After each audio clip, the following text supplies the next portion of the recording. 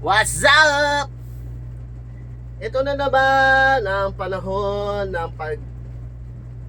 pagtitape sa ating mga sari-saring mga dala-dala. Kailangan natin gawin to para safe yung ating mga mga binili. Kasi sayang naman kung matatapon sila. Kasi pag naipit, matatapon. So, alam na mga mga OFW yan. Isa kang certified OFW, pag alam mo yung mga ganitong diskarte. Kahit naman hindi OFW, hindi naman required na OFW lang ang nakakaalam.